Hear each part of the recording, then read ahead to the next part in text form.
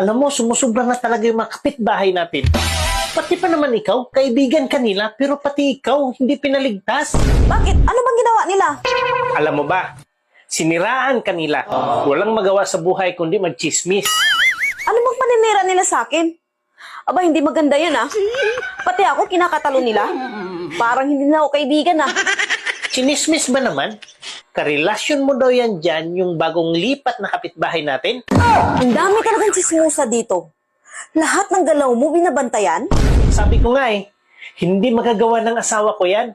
Dahil ang asawa ko, napaka-sobrang pihikan. Alam mo, sumusubra na yung mga kapitbahay na yan.